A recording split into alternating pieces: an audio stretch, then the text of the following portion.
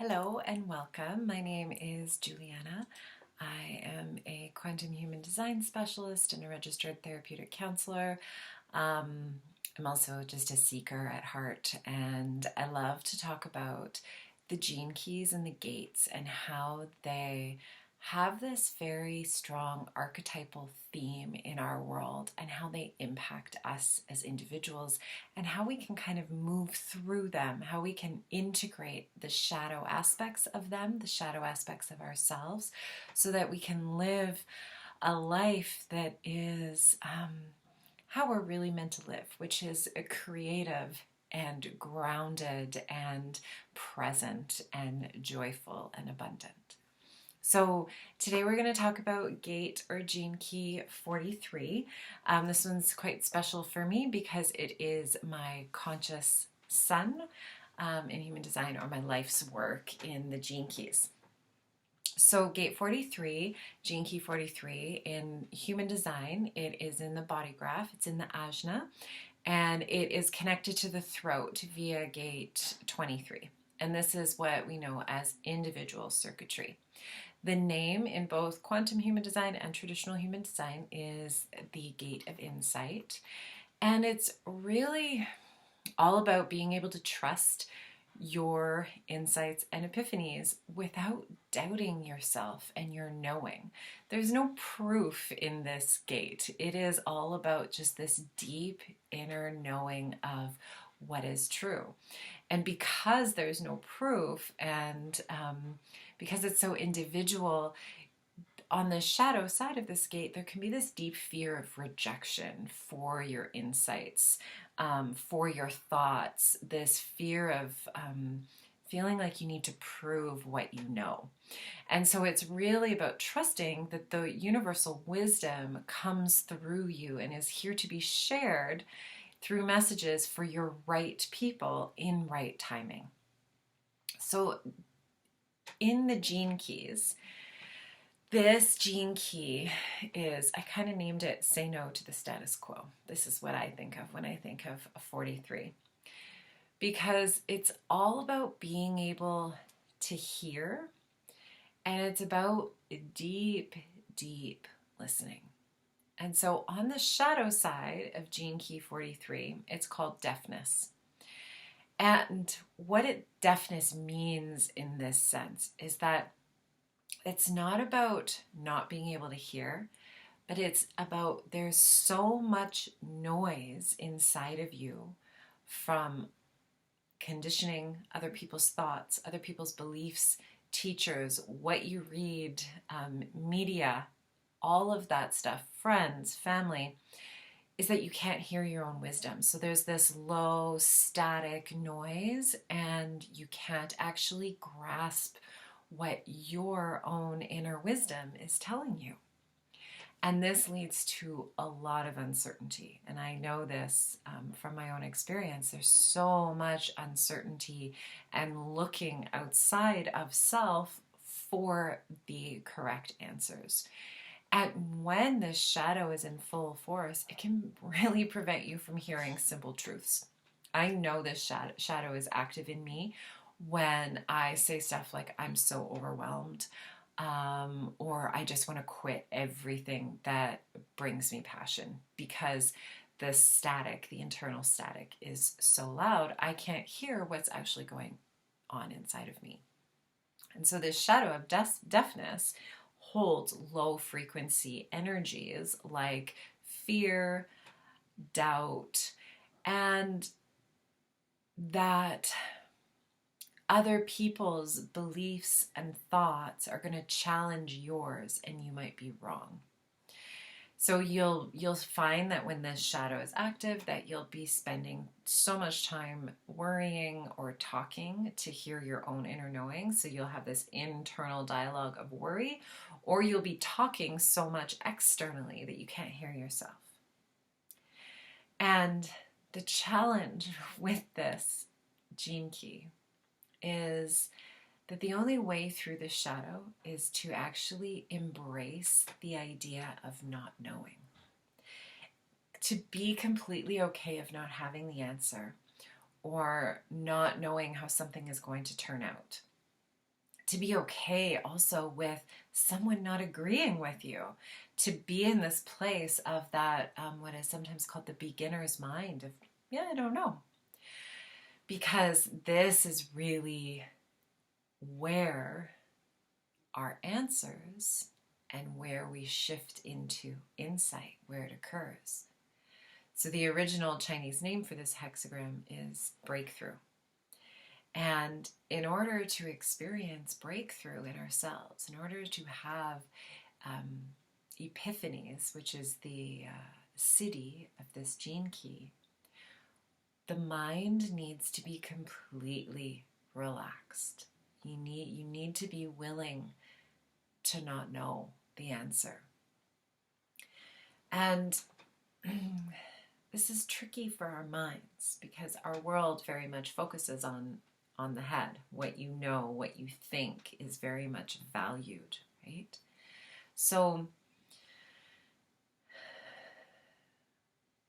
and I guess you could say, I don't know if it's a paradox, but you could call it that, is that everything in our life, other than what is happening inside of us, meaning really our breathing and our minds at this level of where we're at, everything else is out of our control. The idea that we have control over anything is an illusion, right? The only thing we actually have control over is our breath, how we move our physical body, so not the internal experience of our body, but like that I can move my hands and stop my hands, and our minds. And when we can befriend our minds, that is when we move through breakthrough, when we have breakthrough, when we access the gift of insight. And so all we really have the influence over in our minds is whether we choose to worry or choose to fill the space out of anxiety, of not knowing, with the attempt to control our life. And so to calm our mind, we must calm our nervous systems, our bodies. So the state of the nervous system governs the story that the mind tells. And I touch on this in each gene key video that I do because I think it's really important to have some, to understand that this system is very much about contemplation, which I absolutely love. And we're at a point in our ascension, in our evolution of humanity, that we need to actually acknowledge these physical bodies that we live in and that they are incredibly powerful. And the body and the mind and the spirit are all designed, we are all designed, these parts of us are designed to work together. And so when you can calm your nervous system, like one of my favorites is I'll tap my chest. I do this when I talk to my financial person, because finance has always stressed me out. I tap my chest and it really helps me calm down. I don't go into worry as much. Or you can put one hand on your heart and one hand on your stomach and breathe, right? The way that we can work with our nervous system is through touch, through breath, how we speak, and what we look at. So you can also turn your eyes and look at, like I have some beautiful African violets they just seem to continuously bloom here on my desk. This is the small one, right? And I always look at them. And they bring me so much joy because even in November and it's gray and rainy here on the west coast of Canada, my African violets are in bloom. And that calms your nervous system down because your eyes are telling your nervous system that, oh, she's looking at something really pretty and she's enjoying that, so there must not be anything to worry about. And then my mind will calm down. Okay. So as we work with the state of the nervous system to calm the mind, we move and then we allow breakthrough to occur and have new thoughts and insights. We move into the gift of insight. And being able to have insight is it's really calling us to step out of the need to fit in, right? Say no to the status quo. And be able to hear what other people say and take that in and allow that to be other people's experiences. But the most important part is to allow yourself to be different, that you do not need to fit in what everyone else says. And this is because this is such an individual channel. If you have this gate 43, you are going to see the world very differently from other people. And this is often known as the rebel gene key or gate because we think differently. And it can be rebellious to have your own thoughts about something, to have your own beliefs about something. I remember when I was like 10, going up to my dad and saying, what if all of us who are living in this normal life in these houses are actually the ones that are living in illusion, and the people that we put into, we institutionalize, are actually seeing the truth. As a 10-year-old, my dad just kind of laughed and was like, that's ridiculous. But my mind still goes, what if, right? That's kind of a funny description of how the 43 thinks. And the intention of that is that the rebel is here to bring newness, new thoughts, new ideas into the collective.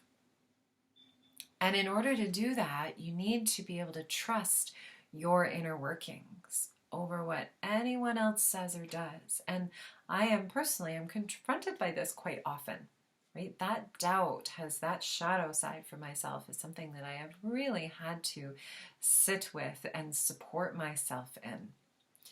So in that rebelliousness, there is also this courage that needs to be tapped into.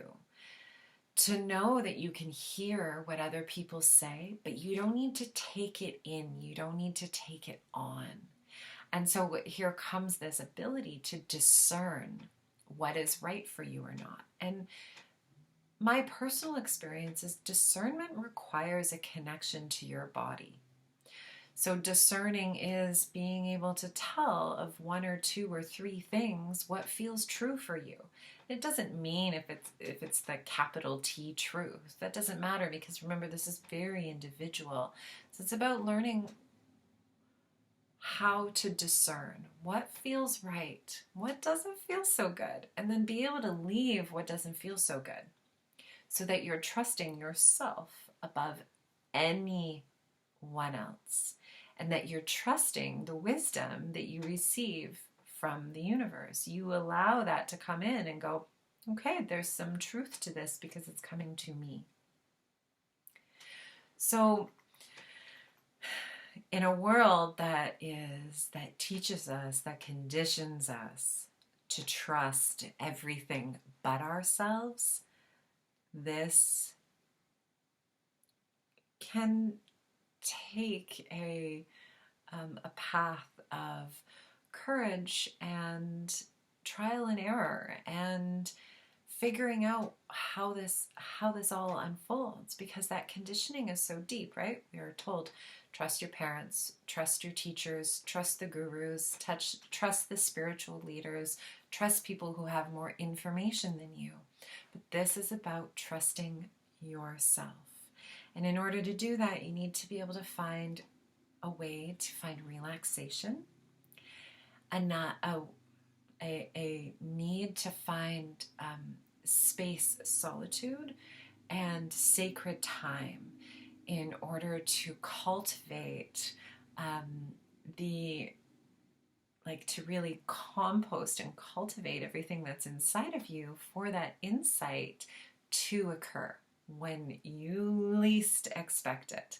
My insights often occur in my dreams or in the mornings when I'm meditating. That is when I most often get these, or when I am studying the gene keys. They often come to me that way. And it's all about being myself. And then when I have the people around me and I get to share these things, then even more comes out. And that's the 43, the 23 that takes it to the throat. And so it's also about enjoying the journey, that there is no focus on the end result for the 43. It is all about the journey, and it's not about having any expectation about how what you see or feel or experience lands for anyone else. It's that you are here to simply bring insight, and if it lands for people, it does, and if it doesn't, well, then that's totally okay. So no teacher, therapist, or coach can move you from deafness to insight. You will have people who support you on the way, especially those people who know how to hold sacred silence when you talk something out or when you need to process something. People who are able to teach you how to support your body and connect to the physicality of you. But it really is yours to experience. And they happen at the most magical times when you least expect it. So thank you so much for watching. I really hope that was supportive for you. I invite you to please like, share, or subscribe if you got any value out of this, or leave a comment. I would love to hear how things land for you as you explore Gate 43.